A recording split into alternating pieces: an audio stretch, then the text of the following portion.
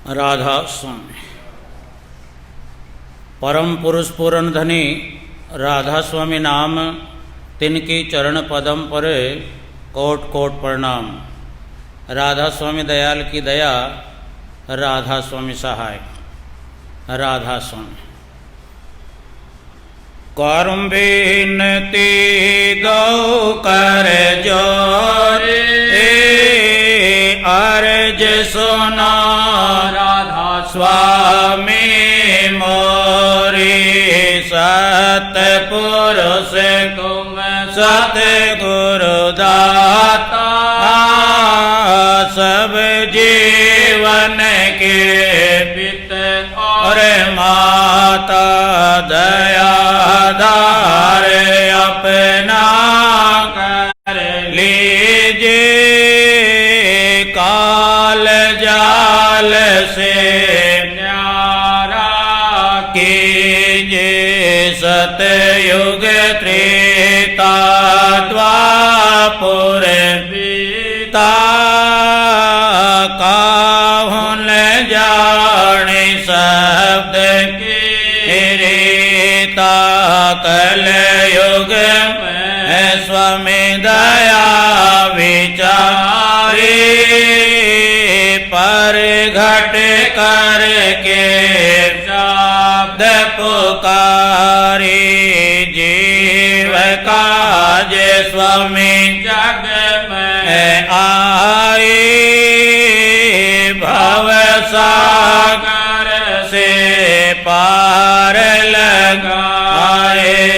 तीन छोड़ चौथा पद दीना, सत नाम सत गुरुगत चीना। जगमग जोत होत उजियारा, गगन सोत पर चंद्र निहारा। शीत सिंहासन छत्र विराजे, अनहद शब्द गहव गाजे। क्षर अक्षर निक्षर पारा, विनती करे जहाँ दास तुम्हारा। लोक लोक पाँव सुख धामा, चरण शरण दीजो विश्रामा।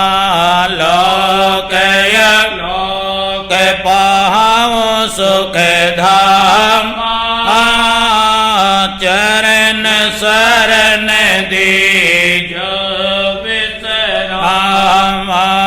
करूं विनती दो कर जोरी स्वामी, दो कर जोरी। अर्ज सुना राधा स्वामी जी मोरी। राधा स्वामी। संतों महात्माओं के मुताबिक अनेक युगों से, अनेक काल से ये आत्मा काल रूपी प्रदेश में आकर मन माया से इतनी घिर चुकी है, और घिरकर इस पराये संसार को इसने अपना बना रखा है। और ये विचार कर रखा है, अब जो भी मेरे पास है, जो भी मैं देखता हूँ, जो भी मैं सुनता हूँ, जो भी मेरे पास चल अचल संपत्तियाँ हैं, ये सब मेरी हैं। यहाँ तक आत्मा के विचार हैं। अब जो शरीर मैंने धारण कर रखा है, ये भी जो है मेरा, हर वक्त मेरे साथ रहने वाला है। और इस शरीर के माध्यम से, इन ज्ञान इंद्रियों के माध्यम से, इन कर्म इंद्रियों के माध्यम से जो भी संसार का वैभव, जो भी संसार का आनंद मेरे को मिल रहा है, वो मेरे लिए सदा के लिए रहेगा। और भी संसार का जो भी मेरी ज्ञानेंद्रियों के माध्यम से ज्ञान होता है वो ज्ञान मेरे को सदा के लिए मिलता रहेगा। लेकिन आखिर के अंदर अनेक जन्मों से इस आत्मा के साथ में हो क्या रहा है, अब जो ज्ञानेंद्रियाँ इसको सांसारिक ज्ञान कराती हैं वो भी देखिए धीरे धीरे एक प्रकार से दूरबीन की तरह इसके शरीर से जुड़ी हुई ज्ञानेंद्रियाँ हैं, कर्मेंद्रियाँ हैं, वो भी धीरे धीरे जो है शिथिल पड़ जाती हैं। देखना आँख रूपी दूरबीन के कारण हम लोग देखिए पहले पहले कितने दूर दराज की वस्तुओं को देखा करते थे, अनुभव करा करते थे, लेकिन जैसे जैसे वृद्धावस्था की तरफ हमारी उम्र बढ़ती जाती है ये एक समय ऐसा आता है अब उसके बाद में इस संसार की तमाम चीज़ें जो हमारे को पहले स्पष्ट रूप से दिखाई देती थी वो धीरे धीरे धुंधलाहट के रूप में हमको महसूस होने लग जाती हैं। जिन कानों के माध्यम से हम बिल्कुल एक एक क्षण का जो है यहाँ की आवाज़ें, यहाँ का जो है हर कौतूहल हमको महसूस होता था कान के माध्यम से, तो ये भी एक न एक दिन देखते देखते उम्र के तकाजे के कारण हमारी उम्र पकने के बाद में हमारी उम्र ढलते वक्त धीरे धीरे ये भी जो है वापस से यानी मोटा सुनाई देने लगता है। ये कहने लगता है कि भैया दौड़ से बोले, मेरे को सुनाई नहीं देता है। इसी प्रकार देखिए हर चीज़ इस शरीर की जो भी हमारे पास में हैं सभी चीज़ें ऐसा महसूस होता है कि ये सदा मेरे पास ऐसे ही रहेंगे। हमने देखा है कि हमारे मुंह के अंदर दांत लगे हुए हैं 32 और इन 32 दांतों के माध्यम से हम देखिए संसार के सामान को कितना चबा चबा कर स्वाद ले लेकर इसका आनंद ले रहे थे, लेकिन ये भी जो है कुछ काल के अंदर जाकर जवाब देते हैं। जवाब देते हैं हमारे दांतों में दर्द होने लगता है, दांतों में कीड़े मकोड़े लग जाते हैं, इनको निकलवाना पड़ता है और देखिए वो स्वाद हमारा देखते देखते गायब हो जाता है। इसी प्रकार हमारी मेमोरी कार्ड, हमारी बुद्धि की देखिए तीक्ष्णता देखिए। अब एक छोटा बच्चा जो बिल्कुल प्राइमरी स्कूल से शुरू होकर आखिरी तक चलता है, 10वीं 12वीं 15वीं जमात तक चलता है, वो हर चीज़ दुनिया की इसकी मेमोरी कार्ड कितने तेज़ है कि वो हर चीज़ को एब्जॉर्ब कर लेता है, अपने दिमाग में धर लेता है, ज़िंदगी पर्यंत उसको याद रहता है। लेकिन ये भी एक काल का जो है टाइम होता है। अब उस टाइम के बाद में ज़्यादातर चीज़ें देखिए हमारे को याददाश्त नहीं रहती हैं। बड़े आदमी की तरफ देखो, आप 10 बात बताओगे वो जो है 3-4 किलोमीटर बाद में जाकर जो है उसको भूल जाता है, उसको याद नहीं रहता है अब मैं कहाँ जा रहा हूँ, कैसे जा रहा हूँ, क्यों जा रहा हूँ। तो ये भी देखिए इस मेमोरी कार्ड को चार्ज होने की भी जो है एक अवधि होती है, एक टाइम होता है। उस टाइम के बाद में ये चीज़ें भी जवाब देती हैं। इसके साथ साथ ही देखिए पारिवारिक संबंध हमारे जितने भी हैं, जिस परिवार से हम लोग जो है जन्म लेते हैं उस परिवार की तरफ जिस बिरादरी के अंदर, जाति समाज धर्म के अंदर जितने भी जिसमें भी हम जन्म लेते हैं उसका भी अगर मूल्यांकन बैठकर किया जाए तो वो पहले वाला प्रेम प्यार प्रेम जो हम इस दुनिया के अंदर आते हैं धीरे धीरे देखिए इसकी भी कुछ अवधि होती है। उस अवधि के पास में जितना प्यार प्रेम हमको इस दुनिया की तरफ से मिलता है उस प्यार प्रेम के अंदर कमियां महसूस हर भाई बहन कर सकता है और कर रहा है। और करते करते आखिर के अंदर बिल्कुल ही जो है वो प्यार प्रेम बिल्कुल ही मिलना जो है बंद हो जाता है। उस टाइम पर देखिए इंसान अपने शरीर से जो है व्याकुल हो जाता है, दुखी हो जाता है। इसके मन के अंदर आता है कि मैं ऐसा कर लूँ वैसा कर लूँ, लेकिन जो है ये पराधीन हो जाता है। तो बेचारा देखिए मन के अंदर यानी अपनी ज़िंदगी पर्यंत जितने भी प्रयास करता है अपने लिए, अपने शरीर के लिए, अपने बंदोबस्त के लिए, उन तमाम चीज़ों की तरफ से इसको एक प्रकार से एलर्जी होती है, यानी ये दुखी होता है। अब मैंने ज़िंदगी भर जितना भी काम किया, जिसके लिए किया, यानी उसका मेरे को वास्तविक फल जो है आखिरी तक नहीं मिलता है, तमाम चीज़ों के अंदर कमी आ जाती है। तो देखिए जब बुढ़ापा आ जाता है शरीर इसको जवाब दे चुका होता है। जब इंसान को आप लोग हर भाई बहन देखते हैं, एक इंसान पड़ा खाट के अंदर है, यानी देखिए क्या सोचता है, क्या विचार करता है। तो इसका मोटे तौर पर अगर विश्लेषण किया जाए तो हर इंसान, चाहे मर्द होवे चाहे औरत, जब इसकी शरीर इससे जो है अलग हो जाता है, शरीर की तरफ से इसका जो है नाउत्तर मिलना शुरू हो जाता है, शरीर इसके साथ नहीं देता है, इसके साथ साथ कुटुंब परिवार का जो इसको सहयोग नहीं मिलता है, तो आखिर के अंदर हार कर ये अपनी खटिया के अंदर पड़कर देखिए गुनगुनाता क्या है। उसकी वास्तविकता का जो है मूल्यांकन अगर किया जाए, उसकी फेस रीडिंग से अगर कोई उसको जो है पहचाना जाए, परखा जाए, तो देखिए उसके अंदर की मन की गुनगुनाहट यही होगी, अब मेरा जीवन कोरा कागज कोरा ही रह गया, जो लिखा था वो सब आँखों के आंसुओं के संगे बह गया।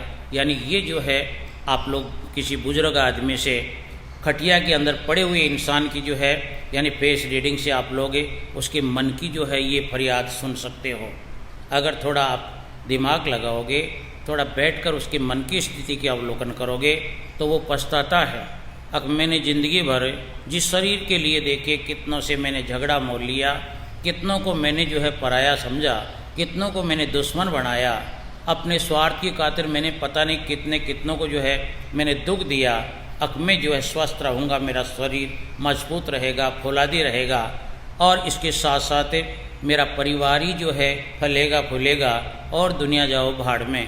इसके लिए मैं कोर्टों में गया, तहसीलों में गया, और भी पता नहीं किसी जो है बाहुबलियों का सहारा मैंने लिया, अपने धन का सारे धन के जो है उसको जो है खर्च करके इस क्रिया के अंदर विजय प्राप्त करने के लिए मैंने जो है धन खर्च किया।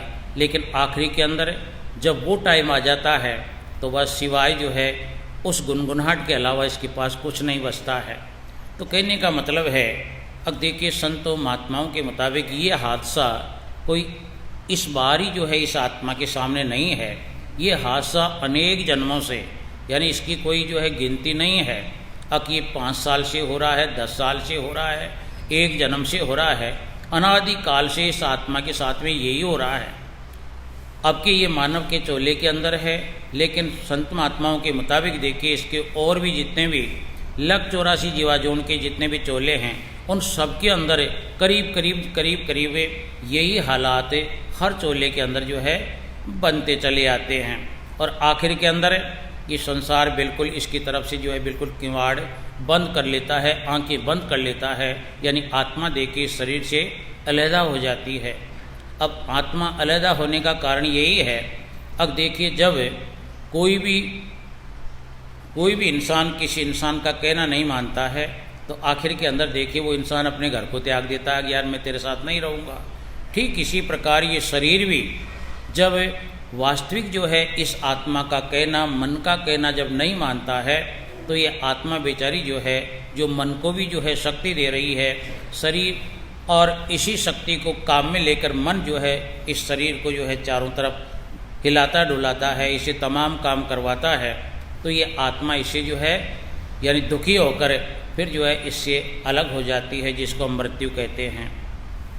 मृत्यु का मतलब वही है, अब जिस प्रकार देखिए कोई दरख्त है और उस दरख्त के ऊपर जीव जानवर बैठते हैं, यानी उसके फल फूल खाते हैं पीते हैं, लेकिन जब मौसम होता है उन फल फूलों के लगने का, तो जब तक उस पर सामान रहता है तब तक पक्षी उसमें बैठता है, और जब उस सामान की कमी हो जाती है तो जिस प्रकार पक्षी देखिए उस वृक्ष को छोड़कर दूसरे पेड़ों के ऊपर चला जाता है, वहाँ से उसका कोई वास्ता नहीं रहता है। इसी प्रकार ये आत्मा भी जब तक इस संसार के अंदर यानी जब तक इसकी जो है चारों तरफ पहुँच होती है, जब तक इसको चारों तरफ कुछ जिज्ञासाएँ होती हैं, कुछ आशंकाएँ होती हैं, उन तमाम के अंदर जब ये जो है प्रयास करने के बावजूद भी जब इसको हाथ कुछ नहीं लगता है तो फिर धीरे धीरे देखिए इससे ये आत्मा नफरत करती है, इसको छोड़ देती है। छोड़ देने के बाद में ये शरीर निढाल हो जाता है, एक जगह जो है जड़ रूप होकर ये पड़ा रहता है, और इसमें चेतन रूपी आत्मा जो है इसको छोड़ देती है। और उसके बाद में देखिए हम इसी पुतले को जला जलू के जो है इसकी राख कर देते हैं, मिट्टी में मिला देते हैं, 5 तत्वों में ये मिल जाता है। तो कहने का मतलब है जब ये आत्मा जो है कोई भी चोले के अंदर, कोई भी जामे के अंदर जब बैठती है तो ये तलाश करती है, हर वक्त इसको डर रहता है, काश वही जो है मेरे साथ में घटना न घट जाए। लेकिन ये मनीराम आगे से आगे देखे जिस चोले में जाता है, आत्मा नए चोले में जाती है, उसके बाद में मनीराम दोबारा से इसको इसी संसार में यानी जुटा देता है, लगा देता है, चिपका देता है। अक इसको जो है टाइम नहीं मिलने देता।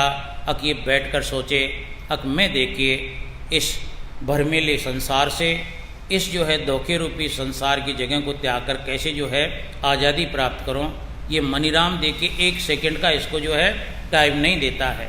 देखना संसार की तरफ आप लोग देखना, हर कोई भी भाई बहन एक जगह स्थिर नहीं है। गरीबी, अमीरी, सेठ, साहूकार, नेते यानी CM PM जो भी जो है हम लोग देखते हैं इस संसार के जीव जंतु, चाहे कीड़ी चींटी से लेकर एक हाथी तक की जो है इन चौलों की तरफ अगर नज़र उठाकर देखेंगे तो देखिए रात को हल्का मोटा सा विश्राम लेने के बाद में सुबह उठते ही देखिए हर छोटा मोटा पक्षी जो है निकल जाता है। छोटी मोटा जो है जीव जंतु सभी जो है अपने कार्य करने के लिए, उस परम शांति को प्राप्त करने के लिए इस दुनिया के अंदर भागना दौड़ना शुरू कर देते हैं। चींटी बेचारी जो है दाने के लिए निकल पड़ती है। अगर दाना नहीं मिलेगा, दाना मिल जाएगा तो मैं जो है सदा के लिए जो है सुखी रहूँगी। इंसान अपने घर को त्याग कर जाता है, भूखा तिसाया अपने टाइम को ध्यान रखकर देखिए कोई कमाने जाता है, कोई व्यापार करने निकल जाता है, कोई और दुनिया भर के कामों में चला जाता है। अगर मेरे पास पैसे होंगे तो मेरे को परम शांति मिल सकती है, चाहे जो है इसको कितना भी काष्टा हो। तो ऐसी जो है भागदौड़ इसकी सुबह से शुरू हो जाती है। अगर किसी भगने वाले इंसान को कोई पूछा जाए, अगर भैया तो क्या कहाँ जा रहा है, तो देखिए वो तरह तरह के जो है अब उपाय बताएगा कि मैं इसलिए जा रहा हूँ, वहाँ जा रहा हूँ, ऐसा करूँगा, वैसा करूँगा। लेकिन आखिरी के अंदर उसका अंत यही हो जाएगा, अगर मैं अपने घर को त्याग कर पैसों की कमाई के वास्ते जा रहा हूँ। तो पूछोगे आप लोग पैसों का क्या करोगे, तो उसका जवाब एक ही मिलेगा कि मैं अच्छा खा लूँगा, अच्छा पहन लूँगा, अच्छा जो है रहने सहने की जगह बढ़ा लूँगा। लेकिन अगर उसको आप लोग पूछोगे अगर भैया इसी काम के अंदर लगे रहोगे, तो आखिर के अंदर देखिए जो अभी दिन चल रहे हैं, यानी जो बुजुर्गों का जो है अभी ये श्राद्ध पक्ष चल रहा है, उसके बारे में अगर पूछोगे, अगर भैया आपसे पहले जिस मकान के अंदर आप लोग रहा करते थे उसके अंदर कौन था पहले, आप लोग शुरू से ही रह रहे हो क्या? फिर वो धीरे धीरे बताएगा पहले जो है मेरे से पहले मेरे पिताजी थे। अब उसको पूछो वो कहाँ गए, कहे वो तो आज श्राद्ध है उनका। तो भाई श्राद्ध क्यों निकाल रहे हो, उन्होंने ये मकान क्यों छोड़ा, ये अच्छी खासी कोठी क्यों छोड़ी? क्या जी मौत तो आती है। उसके पहले फिर वो अपने दादे के बारे में बताएगा, उससे पहले और पूर्वजों को बताएगा। तो आखिर के अंदर इसको पूछोगे भैया, तो जब फिर ये थोड़ा सा जो है अपने मन को रोकेगा, वास्तव में ये तो जो है ये संसार तो जिसको जो है मैंने अपना बना रखा है, शरीर को अपना बना रखा है, उनका शरीर कहाँ गया वो अपने आप बता देगा कि उसको तो जो है जला दिया, दफना दिया गया, सुप्रत खाक किया गया, यानी जो भी जो है परंपरा है उसके द्वारा उसको नष्ट किया गया है। आत्मा बेचारी चली गई, शरीर को हमने ऐसा कर दिया। तो जब ये बातें देखिए, जब तक इंसान यानी ये विचार रखेगा इस दुनिया के अंदर, यानी सुख शांति चैन आनंद पाने की तलाश के रखेगा, जब तक देखिए मनीराम इसको यानी 1 सेकंड की फुर्सत नहीं देगा। लेकिन अगर एक एक इंसान को पूछोगे तो आखिर के अंदर जब उसके ऊपर बाजी आ जाएगी, तो भैया फिर तो तेरा घर तो जो है, तेरा घर जिसको तू बोल रहा है, तेरे पूर्वजों ने भी ऐसे ही बोला होगा कि मेरा घर है, तो उन्होंने जो है कि पाँती से लंबा लाइन से उसको जो है खाली कर करके जो है चले गए। तो इसको मतलब है अब जिस मकान के अंदर जिस जगह पर इंसान आता है, कुछ विश्राम करके फिर जो है चला जाता है, तो हमारी साधारण भाषा में तो उसको जो है मुसाफिर खाना कहते हैं। देखना आप लोग, मुसाफिर खाना क्या है, जिसमें इंसान आता है कुछ देर के लिए अपने साधन के वेट के चक्कर में, अपने साधन के टाइम के बारे में अगर उसके पास टाइम है तो मुसाफिर खाना है, रात को रेस्ट करता है, या जितनी देर भी जो है धूप से बचने के लिए, बरसात से बचने के लिए उसमें आशियाना लेता है। लेकिन जब उसका साधन आ जाता है फटाफट उसको त्याग देता है। तो फिर देखिए जो इंसान अपने घर के लिए दौड़ रहा है, अपने परिवार के लिए दौड़ रहा है, उसके बारे में उसको अपने आप ही जो है थोड़ा सा रुकने के लिए बाध्य होना पड़ेगा। अब बात तो सही है, जब मेरे जो है पूर्वजों ने भी जो है मेरी तरह जो है काफ़ी मेहनत की थी, वो किया था, ये किया था, हमारे लिए सब कुछ किया था, और उन्होंने भी देखिए इसको त्यागा है, छोड़ा है, उससे पहले वालों ने भी ऐसा किया है, तो मेरे को यहाँ कौन रहने देगा। तो इसलिए संत महात्मा तो वहाँ से स्टार्ट करते हैं इसको, अरे कि भैया कर आगे का गैला, यहाँ कौन रहने देगा। यानी संतों का देखिए हल्का सा ज्ञान यहाँ से शुरू होता है। अब जो इंसान देखिए मानव का शरीर पाकर भी इस चीज़ को जो है बिल्कुल अपनी ज़िंदगी के अंदर कभी नहीं लाता है, अब मेरी भी मौत आ सकती है, मेरे को भी मरना पड़ सकता है, अगर ये इसके दिल दिमाग में थोड़ा सा अंकुर पैदा हो जाए तो फिर देखिए ये उस परम शांति को जो है ढूंढने का प्रयास करेगा। जिस जो है दिखावटी माया के लिए दौड़ता है, जिस ख्यालों के लिए ये संसार में भाग दौड़ करता है, उसमें से कुछ टाइम निकालेगा, और कुछ टाइम निकाल कर ऐसे जो है इसके ज्ञाता हैं, क्योंकि हर चीज़ का जो है अलग अलग जो है उस्ताद होते हैं, गुरु होते हैं। आप लोग देखना, अगर आपके पास शरीर स्वस्थ है, मजबूत है, आप लोगों ने पढ़ाई लिखाई कम की है, तो देखिए कोई भी मिस्त्री लाइन के अंदर आपका विचार करेगा कमा के तो खाना है। अब मिस्त्री का लाइन का विचार करेगा तो देखिए तलाश करेगा, तो जो काम ये करना चाहता है, कोई मैकेनिक बनना चाहता है, कोई इलेक्ट्रिशियन बनना चाहता है, या कोई इंजीनियर बनना चाहता है, कुछ भी किसी भी विषय की जानकारी लेना चाहता है, अब मेरे से और तो काम होगा नहीं, या मैं कोई कारीगरी करूँगा या कोई बेलदारी करूँगा, यानी इसके ऊपर ये जो है निर्भर करता है मेरे को करना क्या है। लेकिन दृढ़ निश्चय अगर ये कर लेता है, अब मैं तो इस काम को जो है पूर्ति कर सकता हूँ, अगर ये उस काम की पूर्ति के लिए जो है उसका ज्ञान लेने के लिए निकलेगा, तो फिर देखिए वो ज्ञान देने वाला भी इसको मिल जाएगा। क्या बताया संतों ने, अक सकल पदार्थ हैं जगमाई, यानी जो ये चाहता है सब काम इस संसार में मौजूद हैं। अगर ये परमात्मा के विषय में जानना चाहता है तो वो परमात्मा के विषय की जानकारी देने वाले भी हैं। अगर ये दुनिया का कोई भी जो है यानी हुनर कला सीखना चाहता है, उसके भी उस्ताद इस संसार में हैं। अगर ये चोरी करना चाहता है तो उसकी भी कला बताने वाला गुरु इस संसार में है। अगर ये कोई शराबों कबाबों का स्वाद लेना चाहता है, उसका भी जो है इसको ज्ञान मिल जाएगा। ये कोई खेती करना चाहता है तो इसके उस्ताद यहाँ भी मिल जाएंगे। ये कोई दुकानदारी करना चाहता है, उसका ज्ञान इसको लेना है, उसके भी उस्ताद मिल सकते हैं। यानी फैक्ट्री मकान दुकान जो भी करना चाहता है, इसके इस संसार के अंदर यानी देखिए ज्ञान देने वाले हैं। यानी इस काल की राजधानी के अंदर, इस काल के देश में, इस त्रिलोकी के अंदर इसने अपनी दुकान के अंदर तमाम जो है ये औजार रख रखे हैं। इच्छा इसकी है अब ये कौन सा सामान की मांग करे, वो सामान इसको जो है ये दे देता है। तो अगर हम देखिए अनसमझ बन के इस दुनिया को सत्य जानकर इसी के बारे में अगर कोई चीज़ खरीदेंगे तो वो भी जो है इसको मिलता रहेगा।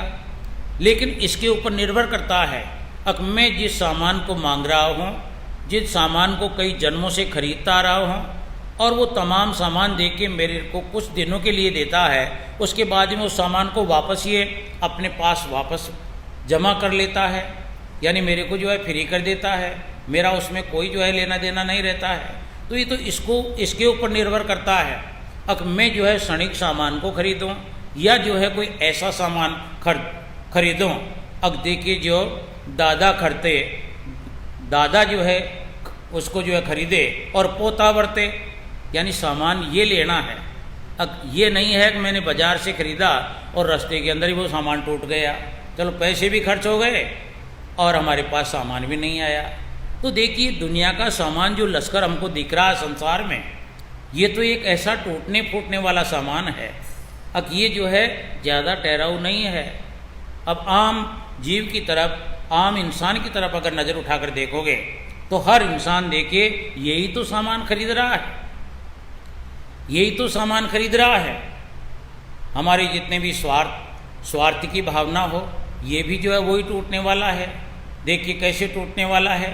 अब इंसान देखिए अपने बाल बच्चों को पालता है, क्यों पालता है? माता पिता क्यों पालता है? इसलिए पालता है अब बुढ़ापे की रोटी का जो है ये जो है इंतजाम करे। अभी तो जो है उनकी जवानी है, अभी तो उन्होंने इसको पाला है, लेकिन जब उसका बुढ़ापा आ जाए, उसका शरीर निडाल हो जाए, काम करने योग्य नहीं रहे, तो उसके बाद में उसकी सेवा करे। और जब देखिए वो सेवा नहीं करता है, हो गया ना काम, इसके ज़िंदगी के अरमानों पर फिरका ना पानी। तो इसी प्रकार देखिए, किसी ने कोई पैसे टके इकट्ठे कर लिए, उसने सोचा था कि बाद में काम में ले लूँगा, इनको मैं मेरे जीवन में काम में लूँगा, और उनको कोई चोरी चोरी करके ले जाता है। हो गया ना इसके साथ धोखा। इसी प्रकार हर परिवार के अंदर जितना भी हमारा लंबा चौड़ा परिवार है, बेटे पोते पड़पोते सड़पोते सबको जो है ये अपना रहा है, और इसको अच्छा ज्ञान है अब मैं इन सबसे जो है वृद्ध हूँ, यानी पहले मौत मेरे को आनी चाहिए। इसके अरमान ये हैं कि ये तमाम जो है मेरे बाद में आएंगे। लेकिन कभी कभी देखिए आपने उल्टा भी काम देखा होगा। अब दादा बैठा हुआ है, पोता चला जाता है, पड़पोता चला जाता है, और दादा बेचारा देखिए साज लिया काज लिया वहीं पड़ा रह जाता है। तो कहने का मतलब हमारे अरमान कहाँ चलते हैं? हर इंसान के अरमान होते हैं। अब जिंदगी भर देखिए मेरी जय जयकार रहे, लेकिन कभी जय जयकार, कभी इसको गालियाँ भी सुनने को मिलती हैं, कभी देखिए इसको लाभ मिलता है, फूलता है। अब मेरे जैसा कोई नहीं, मैं किसी से कम नहीं हूँ। लेकिन जब जो है घाटे में चले जाता है तो ये रोडों पर जो है यानी छोटे छोटे जो है यानी मांगने के लिए बाध्य हो जाता। क्या है ये जहाँ पर ये रह रहा है, ये जगह कैसी है? इस जगह के बारे में हर इंसान सोचे। अब यहाँ पर पग पग पर जो है धोखा ही धोखा है। यहाँ पर बिना धोखे वाली एक जो है सुई की नोक अगर आप लोग रखोगे तो ऐसी जगह नहीं है। सारा ही धोखे ही धोखे का काम है। ये तो पूरे कुएं के अंदर ही वांगुली हुई है यहाँ तो इसलिए देखिए उस परमात्मा ने दया करके इस आत्मा को इस बात का एहसास कराया है। अखे आत्मा, तू इस मन को साथ में लेकर है, तू देखिए ऐसे सुख की तलाश तो कर रही है, लेकिन तू जो सामान चाहिए तेरे को वो यहाँ पर नहीं है।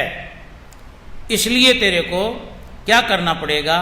अब जो मनीराम तेरे को इस संसार के अंदर बुला रहा है, तेरे को डुला रहा है, उसकी जो है पहचान करिए कि मेरे साथ में कौन है। तू इसको ये अपना मित्र समझती है, तू अपना इसको गार्जियन समझती है।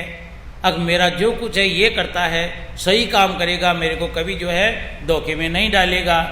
लेकिन देखिए इसके बारे में स्वामी जी महाराज के ने क्या कहा था इस मनीराम के बारे में। ये काल की कला है। इस त्रिलोकी का नाथ जो काल है उसकी एक कला के रूप में मनीराम है। इसका जो है यानी रिमोट कंट्रोल काल के पास में है। काल जो इस त्रिलोकी का मालिक है, तो उसके बारे में देखिए काल की जो है संज्ञा बताई है। अब वो काल का निवास कहाँ है, उसके लिए वाणी के अंदर लिखा है स्वामी जी महाराज ने। अब देखो गगन के बीच, देखो गगन के बीच श्याम रंग खिल रहा।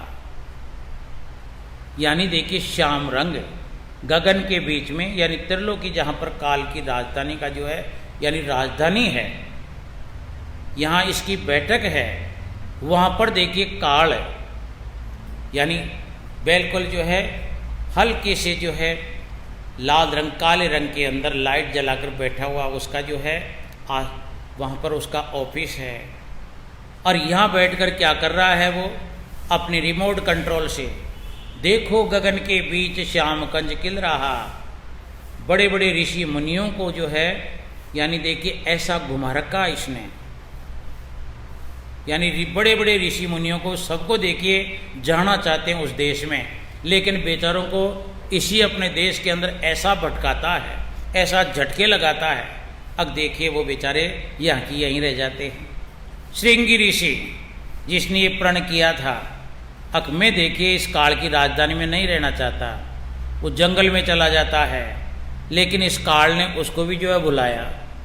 60,000 वर्ष की तपस्या करने के बावजूद, यानी 60,000 वर्ष के बाद में घर गृहस्थी को त्याग कर उसने जो है जंगल का हिमालय की तलेटों का जो है उसने आशियाना बनाया था ज्ञान की प्राप्ति के लिए, इस काल की राजधानी से जो है आउट होने के लिए।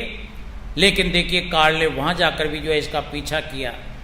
इसने जो है शादी करवाई, काल ने इसका जोड़ा बनाया। जोड़ा बनने के बाद में 3-4 बाल बच्चे जो उसके पैदा किए। तो देखिए गया था किसी और काम के लिए और आ गया किसी और सामान को लेकर। तो ये कला कौन खिला रहा है?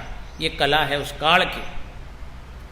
तो इसलिए संत महात्माओं ने देखे इस आत्मा को इस काल के जाल से बचाने का उपयुक्त जो है बंदरगाह बताया है इस मानव के चोले को। यानी बंदरगाह यानी एक देश से दूसरे देश में जाने का जो है यानी एरोड्राम हवाई अड्डा।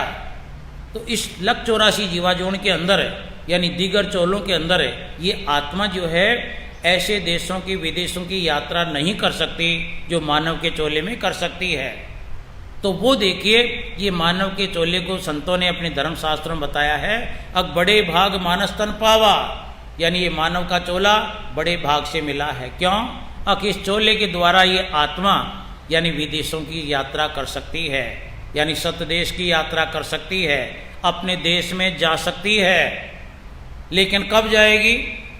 जब ये जो है यानी उस मुसाफिर को यानी कोई कहेगा अब ये फला फला टाइम के ऊपर गाड़ी फ्लाइट करती है उड़ती है या ये जहाज़ फलाने टाइम पर जाएगी, आपको फलाने फलाने जो है हवाई अड्डे पर जाना पड़ेगा या बस अड्डे पर जाना पड़ेगा या जो है कोई पानी के जो है जहाँ पर जो है जहाज आकर रुकते हैं वहाँ जाना पड़ेगा। तो यही तो संत महात्मा बतलाते हैं इस आत्मा को। हमारे को ज्ञान नहीं है अब विदेशों में कैसे जाना होता है।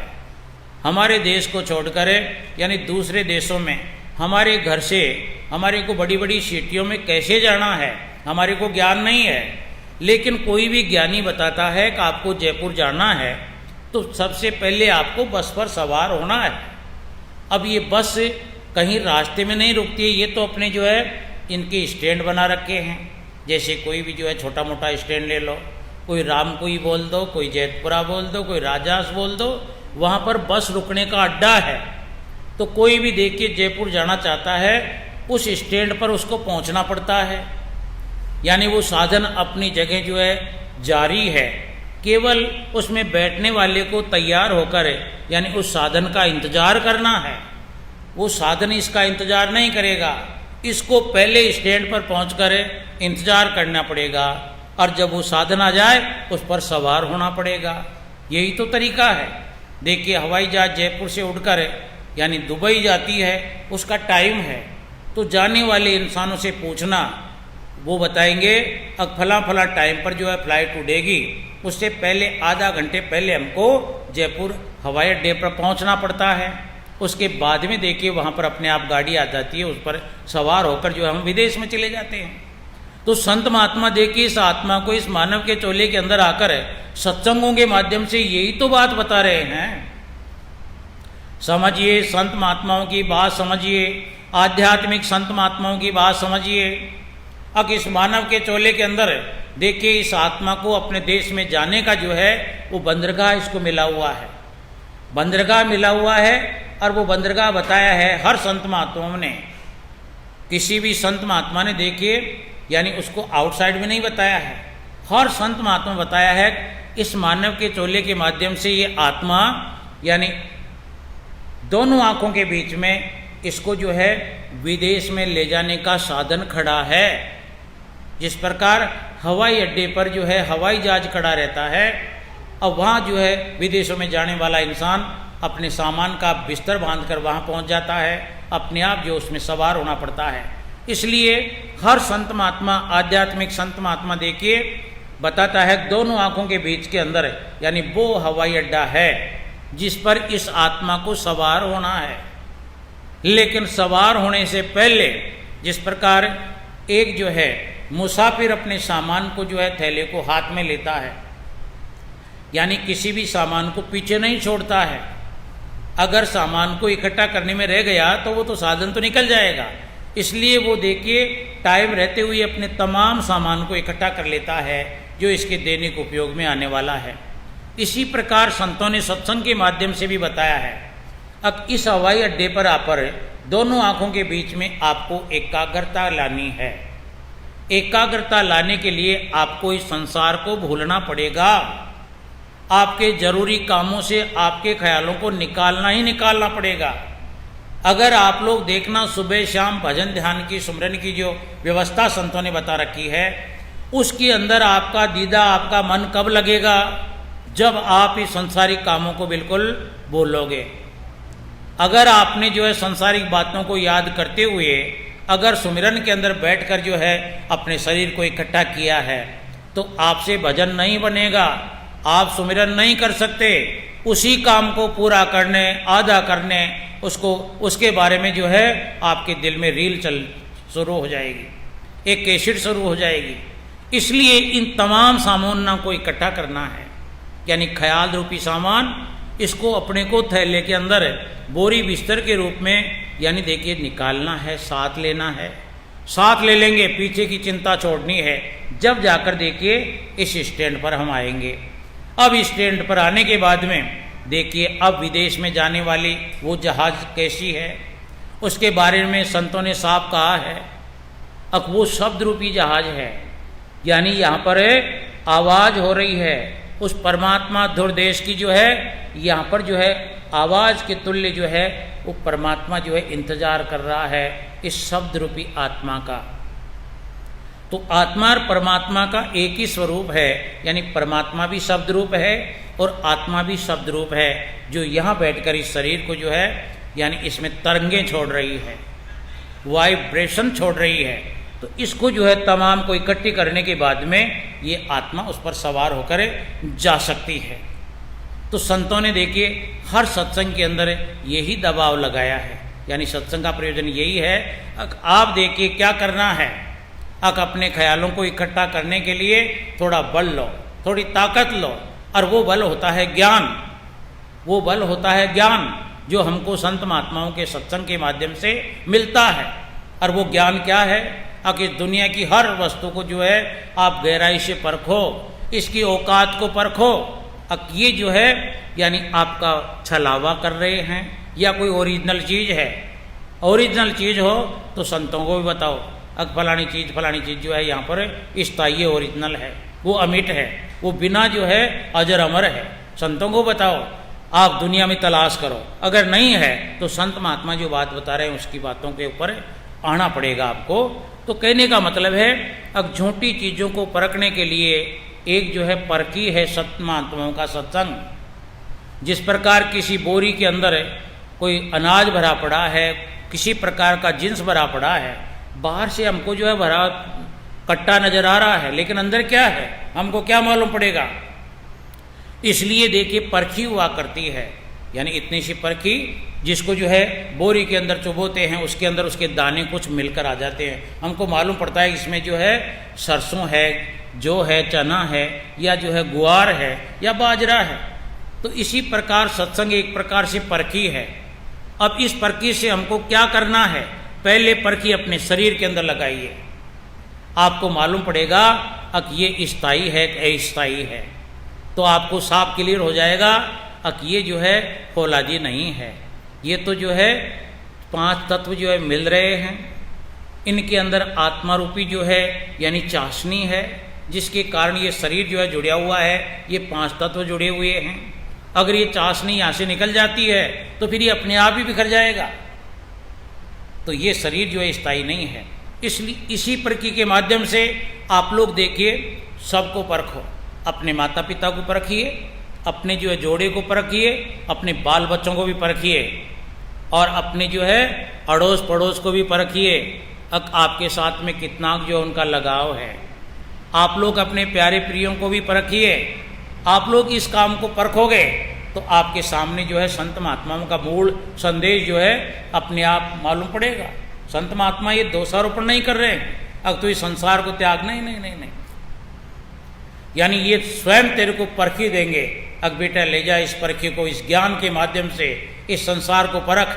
अब यहाँ पर तेरा कौन है? तो तेरे को कुछ भी नजर नहीं आएगा, यानी जीरो। तो जीरो है तो फिर देखिए 1 नंबर को परखने के लिए जो सत्य है उसकी तरफ तो दौड़े। और उसके लिए दौड़ने के लिए संत महात्मा इसको दोनों आंखों के बीच में एक केंद्र बिंदु बता रहे हैं, यहाँ पर इसको आना पड़ेगा। लेकिन ये इंसान विचार भी करता है, हर चीज़ को ये काम में भी लेता है, इसको भी कभी कभी काम में लेता है, लेकिन उसका विश्लेषण नहीं करता है कि यहाँ कौन है। तो इसलिए देखिए संतों ने बताया है अखहेली या का करो विचारा, या में कुण है बोलन हारा। ये क्या है? ये परखी है, इसका ज्ञान करो। हमारे अंदर बोलने वाला कौन है? हमारे शरीर को गति देने वाला कौन है? हमारी आंखों, कानों, नाकों सबको जो है यानी अपना अपना कार्य कौन करवा रहा है? इसके पीछे कौन सा करंट है? यानी इसका विचार कीजिए। मानव के चोले का धर्म ये है, अब इसका विचार करना है। अब इस शरीर को देके कौन मूवमेंट में लाता है, कौन इनसे तमाम काम करवाता है, तमाम इन इंस्ट्रूमेंटों से कौन जो है क्या का काम कराने की शक्ति कहाँ से मिल रही है, इसका जो है अता पता लगाना, ये जो है इस मानव के चोले का धर्म है। इसको पहचान लो। अब हमारे हाथों में जो है बल कौन देता है? आप लोगों ने मरे हुए इंसान को भी देखा होगा, हाथ लग रहे हैं, लेकिन कौन सी वस्तु इसमें गायब हो गई? अब वो हाथ जो है अपनी जगह ही पड़े रहते हैं। वो कौन सी शक्ति है जिसके कारण इसके आंखों की चमचमाहट जो है वो बंद रुक गई? आंखें हैं लेकिन दिखता नहीं है। वो कौन सी शक्ति इसमें से गई जो इसके पैर भी हैं लेकिन ये चल नहीं सकता? वो कौन सी शक्ति है जो इसको आग पर आप डाल दोगे तो भी जो है इसको जलन नहीं महसूस होगी? वो क्या है? यानी संतों का सत्संग देके किधर ले जाता है? यानी संतों का सत्संग ये थोपने लायक नहीं है, ये अपने आप जो है क्या है? कचे संगत कीजिए साधु की, यानी संगत कीजिए साधु की जहां से उपजावे आत्म ज्ञान, यानी इस आत्मा को ज्ञान होगा। अब ये तो सकल पसारा मेरा ही तो है, यानी सकल पसारा मेरा ही है। जब ये ज्ञान इसको आ जाएगा तो फिर इसको न कोई बैरी दिखेगा न कोई दुश्मन दिखेगा। ये तमाम संसार को यही समझेगा, अब दरकत में भी मैं ही हूं, चींटी में भी मैं ही हूं, हाथी में भी मैं ही हूं, पिताजी में भी मैं ही हूं, माताजी में भी मैं ही हूं, मेरे जोड़े में भी मैं ही हूं, मेरे बाल बच्चों में भी मैं ही हूं, और अड़ोसी पड़ोसियों में मैं ही हूं। देखना, यानी जब तेरे को ज्ञान हो जाएगा, सत्संग को तू समझने लायक बन जाएगा, तो फिर देखिए तेरी हालत ये हो जाएगी, अब जहां देखूं जहां तू ही तू, यानी तेरे से कोई चीज अलग नजर नहीं आएगी। और जब तक तेरे को अलग नजर आता है तब तक मान ले अब तेरे को आत्मज्ञान नहीं हुआ है। तू अभी जो है स्कूल में जाना ही सीख रहा है, बैठना उठना सीख रहा है, चाहे तेरी उम्र पूरी निकल गई हो। इसलिए देखिए स्वामी जी महाराज ने अपने एक छोटे से शब्द के अंदर देखिए क्या चिताने की कोशिश की है, शब्द के माध्यम से बताने की कोशिश की है। प्रेमी जागो रे अरे हारे प्यारे, जागो रे तुम्हें अब हे मौके नींद बेकार, मौके नींद बेकार। प्रेमी जागो रे हारे प्यारे, जागो रे तुम्हें अब ही मौके नींद बेकार, मौके नींद बेकार। देखिए स्वामी जी महाराज ने कितनी सहज भाषा के अंदर कितना सस्ता जो है सरल सत्संग के माध्यम से ज्ञान कराया है। अब प्रेमियों यानी प्रेमी आत्मा से संबंध है। अके आत्मा तू मेरी जो है विशेष जो है मेरी जो है अंश है, यानी मेरा और तेरा रिश्ता कुछ अलग है। जिस प्रकार देखिए एक लड़की जो अपने माता पिता की जो है यानी एक प्यारी चीज होती है, एक कॉलेज की कोर होती है, और जब वही बच्ची ससुराल में चली जाती है, ससुराल में जाने के बाद में वो बच्ची दुख पाती है, सुख पाती है, कोई बात नहीं, माता पिता खुश रहते हैं, लेकिन उसको खाने पीने पहनने ओढ़ने की जब उसको जो है यानी चिंताएं लगी रहती हैं, अभाव रहता है, तो फिर बच्चा उसके माता पिता कभी जो है सुखी नहीं हो सकते हैं, नहीं रहते हैं। तो इसी प्रकार वो परमात्मा भी देखिए माता पिता की तरह है इस आत्मा के लिए। तो माता पिता के पास घर में सब कुछ है, लेकिन उसकी आत्मा देखिए इस मन का संसार करके इस छोटे मोटे संसार के अंदर है, यानी वो वैभव ढूंढती है, वो सुख शांति तलाश करती है, और आज से नहीं कई युगों से करती आ रही है। इसके साथ धोखे के सिवाय कुछ नहीं मिलता है। तो देखिए स्वामी जी महाराज ने उसी परमात्मा के रूप को जो है परमात्मा के आदेश के मुताबिक उन्हीं का अवतार धार कर इस आत्मा को जो है प्रेमी की संज्ञा दी है कि ये आत्मा तो मेरी प्रिय है, लेकिन प्रिय है तेरे पास मौका है इस मानव के चोले के अंदर है। कचे सजनी अब के पड़ा तेरा दावरी, मानव का चोला आत्मा के पास में है। तो स्वामी जी महाराज ने इसको दाव बताया है, मौका बताया है। अब इस मानव के चोले के अंदर तेरे को जागना पड़ेगा। किससे?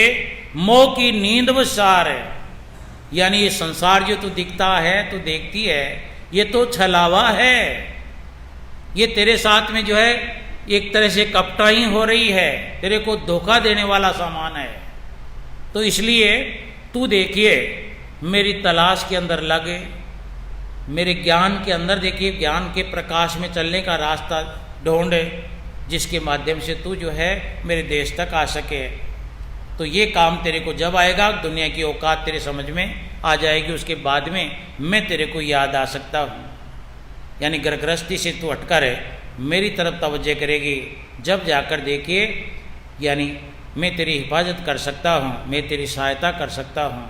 तो बताया है, प्रेमी जागो रे तुम्हारे प्यारे जागो रे तुम अबे मोह की नींद बेकार, मोह की नींद और भूल भरम में कब तक ना, भूल भरम में कब तक ना, भूल भरम में कब तक ना, गफलत तज अब होशियार, गफलत तज अब होशियार, प्रेमी जागो रे हारे प्यारे जागो तुम अब मोह की नींद बेकार, मोह की नींद बेकार। इसलिए स्वामी जी महाराज का साफ साफ कहना है, अब इस गफलत को छोड़िए, अब ये शरीर मेरा फौलादी रहेगा, ये दुनिया का कुटुंब परिवार मेरा सदा के लिए ऐसा ही रहेगा। जिस मकान दुकान में मैं रह रहा हूँ ये सदा मेरे पास रहेगा। ये धन दौलत जो मैंने बैंक बैलेंसों में डाल रखा है ये मेरे को जो है हर वक्त मेरे ही काम आएंगे। छोड़ इस गफलत को, यानी इसको छोड़ दे, आज से ही जो है गांठ बांध ले। क्यों? अब स्वामी जी महाराज ने एक जगह फिर लिखा है, अरे भैया तू 1000 वर्ष की नींद देता है, ऊंडी ऊंडी नींद देता है, लेकिन तेरे इस शरीर की औकात को बता दूं क्या? अगर तू चमके नहीं तो, अगर तू नहीं चमके तो तेरे इन विचारों की मैं मूल बात बता दूं क्या? तो उन्होंने बताया है, अगर रात को सोता खाट बिछाए और होश नहीं कल कोई क्या हो जाए। फिर आगे बताया है, और कल बाजारा देखिया आज मसाणा माए। बावलिया एक एक कदम की तेरे पास कौन सी लिखावट है? अब तो 5 कदम जो आगे रखकर जिंदा रह सकता है, यानी कदम कदम तेरा बीच में भी रुक सकता है। तो जब तू जो है बिना कागजों का ऐसा जो है बिल्कुल बैरिंग चिट्ठी बन रहा है और फिर अधिकार बना रहा है संसार में, यानी जिस गाड़ी मोटर के पास कागज नहीं है और वो भी सड़क के ऊपर दादागिरी करता है, अब मैं जो है मेरी सड़क है मैं चलाऊंगा, अरे कागजात रे, इसके रोड टैक्स, इसका रजिस्ट्रेशन, इसका बीमा कुछ नहीं है, तो ऐसी दादागिरी मत करे। इसलिए संतों ने, स्वामी जी महाराज ने साफ कहा है, गफलत तजब होशियार, ये बहानेबाजी को छोड़ और होशियार बन जा, डरता रहे उस चालान के बारे में। अब मैं बिना कागजों की गाड़ी हूं, मेरा कहीं भी मौत आ सकती है, इसलिए तेरे को करना क्या है, यहां भगना नहीं है।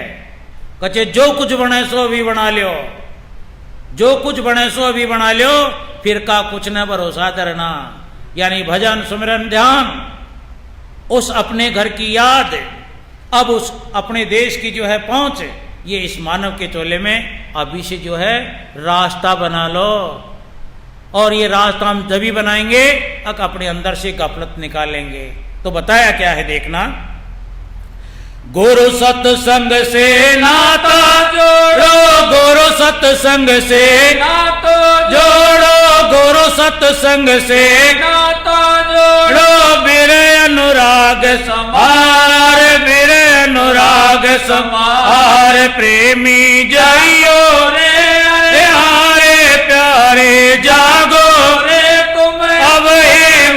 की नींद बेसार, मोह की नींद बेसार। अब देखना सत्संग क्या है। सत्संग 8 दिन में, 15 दिन में, महीने पर आपको क्यों करना पड़ेगा? सत्संग एक वो चीज है जिस प्रकार तेरे घर का आंगन देखा है, हर घर के अंदर आंगन होता है। माता बहनें रोज सुबह उठकर देखिए उसमें झाड़ू लगाती है। क्यों? माता बहन से पूछना झाड़ू क्यों लगाती हो? पड़े रहने दो, ऐसे आराम कर ले, चाय बना बना कर पी, क्यों झाड़ी बुआरी करती है? जब माता बहन कहेगी अब इस आंगन का ओरिजिनल जो है रंग है, इसमें टाइल है, मार्बल है, या जो है कोई सीमेंट का आंगन है, या कोई लीपने चाकने वाला आंगना है, वो कब तक दिखेगा? जब तक उस पर कचरा जो है रोज साफ होता रहेगा। अगर वो कचरे से ढक जाएगा तो उसके आंगन का पता नहीं चलेगा। इसलिए ये भूल भरम को दूर निकालने का सत्संग एक प्रकार से झाड़ू पोंछा, यानी संत महात्मा ज्ञान रूपी झाड़ू निकालते रहते हैं, हर इंसान की भूल भुलैया को साफ करते रहते हैं। 8 दिन में, महीने में, 20 दिन में, जब जब मौका मिलता है, जब इसकी भूल भरम के ये पत्ते झाड़ झाड़ कर कचरे की तरह दूर करता रहता है। तो इसके अंदर देखिए, यानी उस मालिक का प्यार प्रेम जो है झलकता है। जिस प्रकार आंगन का रूप है, यानी उसमें टाइलें हैं, या किसी प्रकार का देखिए सुंदर आंगना है और उसके ऊपर कचरा हटने के बाद में वो खिलता है, इसी प्रकार सत्संग में जाने वाले इंसान जो है अंदर से खिलते हैं। देखना आप लोग, अगर आपने गौर से प्यार प्रेम से, यानी अपने दिल को लगाकर, मन को लगाकर सत्संग सुना है, तो आपके दिल के ऊपर जितनी मैलाई है, जितनी जो है नकारात्मक सोच है, वो सोच जो है दूर चली जाएगी। झाड़ी बुआरी से कचरा दूर चला जाता है तो आपके अंदर ही जो है पॉजिटिव एनर्जी आ जाएगी। पॉजिटिव एनर्जी यानी आप कुछ भी कर सकते हो, आप भजन कर सकते हो, आपका मन लग सकता है, आप परिवार के अंदर जाकर वाहवा जी के पात्र बन सकते हो। आपकी एनर्जी जब पॉजिटिव होगी तो आपकी विचारधारा के अंदर देखिए एक हंसी खुशी होगी, एक प्यार प्रेम आपके पास में होगा। तो प्यार प्रेम एक जो है यानी घी की झरब आप लोग जो है बोली के माध्यम से भी जो है यानी चीखती बोली बोलोगे, प्रेम की वाणी बोलोगे, आपकी विचारधारा के अंदर भी देखिए वही प्रेम जाएगा, यानी सबके सुख की बात सोचोगे। ऐसा नहीं अब मैं तो जो है खा लूँ और मेरे पड़ोसी मेरे भाई बहन सब जो है भूखे मरते मर जाए, ये तो जो है सूखा सामान है। तो ये सत्संग में आने के वाले जो है बैठकर आनंद से सत्संग सुनते हैं, उनका ये कचरा दूर हो जाता है, आपापंती का कचरा दूर करते हैं और परमार्थ की भावना देखिए उजागर इसके अंदर हो जाती है। प्यार प्रेम की जो है इसमें जागृति हो जाती है। क्या बताया देखिए, गुरु सत्संग से नाता जोड़ो, गुरु सत्संग से नाता जोड़ो, फिर अनुराग समार, फिर अनुराग समार, प्रेमी जाइयो रे हमें अब ये प्यारे जागो रे तुम्हें अब ये मौके नींद और मौके नींद और कुल मालिक राधा स्वामी चरणन मैं, कुल मालिक राधा स्वामी चरणन मैं, कुल मालिक राधा स्वामी चरणन में, चित्त को जोड़ो धर कर प्यार, चित्त को जोड़ो धर कर प्यार, प्रेमी जागो रे हारे प्यारे जागो रे तुम्हें अब ये मौके नींद मौके नींद सार, धुन झलकार सुनो मेरे घट में, धुन झलकार सुनो मेरे घट में, धुन झलकार सुनो मेरे घट में, प्रेम अंगले सुरत सुधार, प्रेम रंगले सुरत सुधार, प्रेमी जागो रे अरे हारे प्यारे जागो रे तुम्हें अब मौके नींद सार, मौके नींद। इसलिए देखिए आप लोग जो है काश्तकार वर्ग से जुड़े हुए हो, आप लोगों को अच्छी तरह ध्यान है, अगर जानवर जो है दूध देने वाला है उसको आप लोग जो है अच्छा चारा खिलाओगे, अच्छा बंटा दोगे तो अपने आप ही दूध बढ़ेगा, अपने आप ही दूध बढ़ेगा।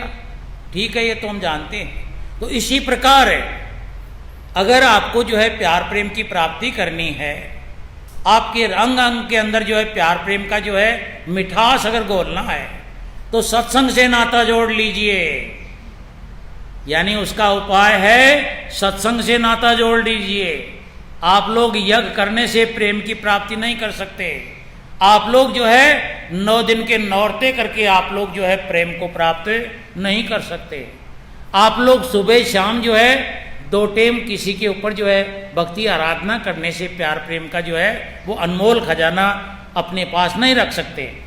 इसके लिए देखिए क्या है, अब अनमोल खजाना हर इंसान के पास में है। संतों का मानना है अब वो परमात्मा रूपी खजाना जो प्रेम से भरा पूरा है हर इंसान के पास में है, लेकिन जब तक उस पर कचरा नहीं पड़ेगा, वो ढका रहेगा, वो अंदर ही दबा रहेगा। सत्संग के अंदर उस घड़े के ऊपर से जो है ये बोल भरम का कचरा संत महात्मा ज्ञान रूपी झाड़ू से दूर करते हैं। तो देखिए वो घड़ा खुला रहता है। अब घड़ा खुला रहता है तो देखिए आपके तन अंग अंग अंदर यानी प्यार प्रेम छलकेगा, जिससे देखिए आपकी उम्र बढ़ सकती है। आप जो चाहते हो वो आपको प्राप्त हो सकता है। इसके लिए जरूरी है सत्संग, और सत्संग के अंदर भी देखिए यानी अपना चित्त कब लगेगा, जब देखिए वो प्यार प्रेम का जो है यानी घड़ा खुला है, ज्ञान को हमने समझा है, संत महात्माओं की भाषाओं को परखा है, तो देखिए फिर सत्संग के अंदर भी हमारा चित्त लगेगा। अगर देखिए बिना सत्संग को समझे अगर सत्संग में बैठ भी गए तो हमारा मन सत्संग को सुनने नहीं देगा। हम और ही और जो है बातों के अंदर अड़झे रहेंगे, कभी अपने मोबाइल का जो है घंटी बजाएंगे, कभी क्या करेंगे, कभी ऊपर देखेंगे, कभी नीचे देखेंगे, यानी जैसे आए वैसे ही वापस चले गए। तो इसलिए यानी देखिए प्रेम मगन होकर इंसान को सत्संग में जाना चाहिए। जहाँ जहाँ जिस भाई बहन को सत्संग प्राप्त है वहाँ जाकर प्यार प्रेम को जो है देखे और सदा के लिए उस प्यार प्रेम में डूबने के लिए परमात्मा से प्रार्थना करे, पुकार करे। अब सत्संग में ही नहीं, मेरे घर में भी मेरे अंदर है ये प्यार प्रेम का घड़ा जो है झलकता रहे। जो जो देख के मेरे प्यार प्रेम के घड़े का जल से जो है अगर भीगे तो वो ही जो है मेरे को ज़्यादा आनंद दे सकता है। यानी मेरे माध्यम से ज़्यादा प्यार प्रेम अगर मैं उड़लूँ तो वही मेरी मुक्ति का जो है सही मार्ग है। एक प्रकार से देखिए बुड्ढे के अंदर रुपी हुई किसी गाड़ी के नीचे अगर कोई जाली लगा देता है तो वो गाड़ी आराम से निकल जाती है जाली के ऊपर से। तो इसी प्रकार आत्मा अब समझ गई, अब बिना प्यार प्रेम के सड़क के बगैर मैं जो है उस सत्य देश की तरफ नहीं जा सकती। राधा सुन। बार बार करूं बेनती राधा स्वामी जी आगे दया करो दाता मेरे चित चरणों में लागे।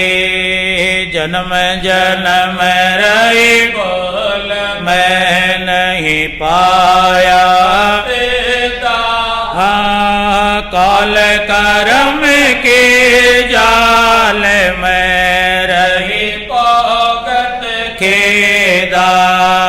जगत जीव भर मत रे नित चारों खानी ज्ञानी जोगी मिल रहे सब मल की गानी। भाग जगा मेरा आदिका मिले सतगुरु आए।